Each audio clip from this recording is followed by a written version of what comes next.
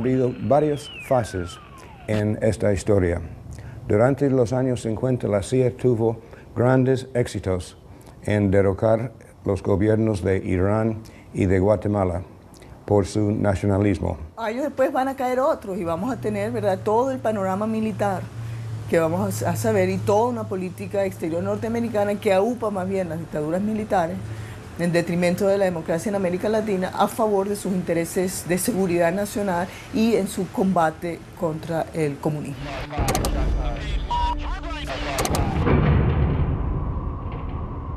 En un país de Centroamérica, Guatemala, había llegado a la presidencia por voto popular Jacobo Arbenz, un militar retirado decidido a mejorar las condiciones de vida de los campesinos de este país, donde las compañías bananeras estadounidenses eran dueñas del 70% de las tierras cultivables. Jacobo Arbenz Guzmán implementó una carretera hacia el Atlántico, la cual sustituía al ferrocarril de las bananeras. Repartió algunas tierras ociosas a los campesinos y eso lo interpretaron los de la United Fruit Company como una amenaza, ¿verdad?, a las grandes extensiones de terreno que ellos habían acaparado en el país. En una política de dignidad nos hemos negado a ampliar las concesiones de la United Fruit Company. Con la reforma agraria estamos liquidando los latifundios. Pero la United Fruit Company era respaldada por fuertes intereses. El abogado de esta compañía era el mismísimo secretario de Estado Foster Dulles, y su hermano Allen Dulles era nada menos que el director de la Agencia Central de Inteligencia. Washington no se quedaría de brazos cruzados ante el peligroso ejemplo que la democracia social de Guatemala le daba a los demás pueblos de la región. Eisenhower con su pandilla decidieron el futuro de la democracia guatemalteca poniendo en práctica un nuevo plan, la Operación Éxito. La CIA desplegó una gran campaña publicitaria para hacer creer al mundo que Guatemala había caído bajo las garras del comunismo soviético.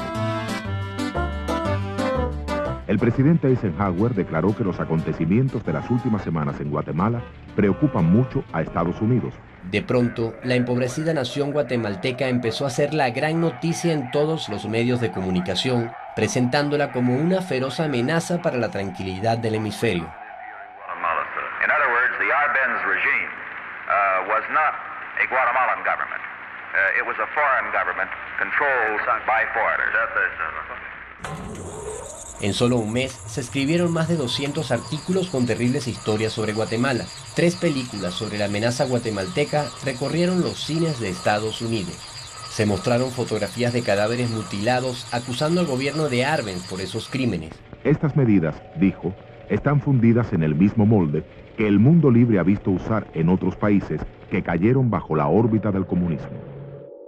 Con esta avalancha de propaganda, los hogares norteamericanos no podían sentirse seguros con Jacobo Arbenz en el poder. La Operación Éxito logró su primer objetivo, que el mundo se sintiera amenazado por Guatemala. Otra de las metas del plan era restar apoyo popular al gobierno de Arbenz, y como parte de las operaciones psicológicas y de desinformación se interfirieron las radios guatemaltecas. Aeronaves norteamericanas diseminaron 100.000 panfletos sobre la cronología del comunismo en Guatemala. 2 agentes de la CIA instalaron una estación de radio en la República de Honduras, a la que llamaron Voz de Liberación, un recurso de guerra psicológica que la CIA continuaría empleando en todas sus operaciones. La Conferencia Panamericana celebrada en Caracas es un buen ejemplo de la forma en que actuaban los tentáculos de la CIA desde Venezuela y el uso que Washington le daba a la diplomacia internacional. Se sabía que los gringos estaban preparando la invasión de Guatemala y que la Conferencia Panamericana era como el preámbulo ideológico de aquella operación. En Caracas se celebra la 10ª Conferencia Interamericana. Encabezando la delegación estadounidense se halla el secretario de Estado John Foster Dulles, quien pronuncia un discurso que se considera como la primera declaración definitiva del gobierno de Washington con respecto a la amenaza comunista en este continente, y que si desoye nuestra advertencia y no se aparta de nosotros, tomaremos medidas cual corresponde a una situación que podría poner en peligro la paz de América. Endanger the peace of America. vino exclusivamente a Venezuela a obtener una resolución de la 10ª conferencia señalando que Guatemala era un gobierno comunista, legitimando, digamos así, una intervención de Estados Unidos para derrocar al gobierno de Guatemala. U.S. Secretary of State Dulles takes the rostrum to urge you. They may not themselves have been communists, but they had been subjected to the inflammatory influence of communism, which avowedly uses extreme nationalism as one of its tools. Con la complicidad de la Conferencia Panamericana, la Operación Éxito entraba en su fase final. Sí, hay muchos estudios y ya mucha información difundida en relación a que fue el gobierno de los Estados Unidos el que intervino directamente con mercenarios desde Honduras para derrocar al presidente Jacobo Arbenz. Una base militar en la Florida sirvió de cuartel general de la operación, dirigida por el oficial de la CIA Tracy Berns. Bajo el Tratado de Asistencia Recíproca, los dictadores de la región enviaron su contribución a la invasión. El dictador nicaragüense Anastasio Somoza armaría a los paramilitares financiado por la CIA. Pérez Jiménez no se quedaría atrás enviando armas y logística. Hoy, a las 16 horas, aviones de fabricación norteamericana del tipo P-47 atacan la ciudad de Guatemala, ametrallando edificios gubernamentales, viviendas particulares y bombardeando bases militares. Mientras caían las bombas norteamericanas, el cinismo del imperio tomaba la palabra en las Naciones Unidas en la voz de su embajador Henry Cabot. But as a revolt of Guatemalans against Guatemalans. Pero con el paso del tiempo, documentos desclasificados de la propia CIA develarían los detalles y los nombres de los agentes norteamericanos implicados. El propio embajador norteamericano John Perufoy, Enno Hobbins, oficial de operaciones, David Attel Phillips, oficial de operaciones psicológicas, David Morales, destacado asesino al servicio de la CIA, Frank Wisner, jefe de la estación central en Guatemala, Tracy Berns, autor del plan de invasión, Howard Hunt, agente operativo destacado en operaciones psicológicas. Este criminal declararía ante cámara algunos comentarios reveladores sobre la invasión.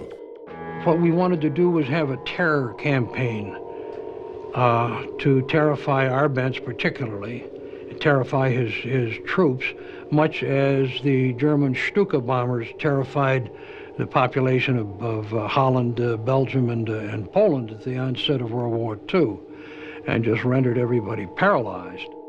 Estos son algunos rostros del equipo de criminales que movieron los hilos de la invasión imperialista a Guatemala y le hicieron creer al mundo que se trataba de un conflicto interno.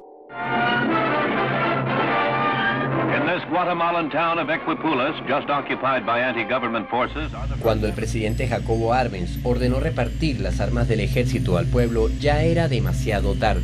Cercado por generales traidores y viendo a su pueblo morir bajo las bombas de la aviación norteamericana, el presidente Arbenz se dirige al país por radio el 27 de junio.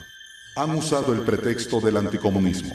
La verdad ha de encontrarse en los intereses financieros de la United Fruit y demás monopolios de Estados Unidos que temen que el ejemplo de Guatemala sea imitado por otros países latinoamericanos. Con la esperanza de detener esta agresión y restaurar la paz, he decidido renunciar. Esto ha sido uno de los hechos más lamentables en la historia de Guatemala, porque eso significó en adelante 50 años de dictadura militar, 50 años de debilitamiento del Estado guatemalteco. Hay ahora una situación de extrema pobreza y de miseria que se hubiera evitado si el gobierno revolucionario democrático hubiera seguido desenvolviéndose. En la siguiente fase del plan, Eisenhower hizo grandes esfuerzos en presentar al dictador impuesto en Guatemala como un hombre honorable. Llegaron incluso a darle el título honoris causa de la Universidad de Columbia, el mismo título que años atrás había recibido Gallegos por su obra literaria.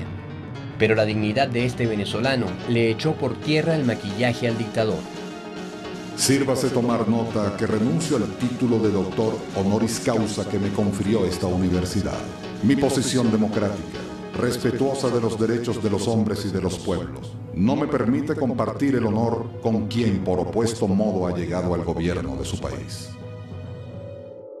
Con la invasión a Guatemala, Foster Dulles se consagró como el embajador del crimen en América Latina. A su cartel de asesinos se sumaba el nombre de un agente venezolano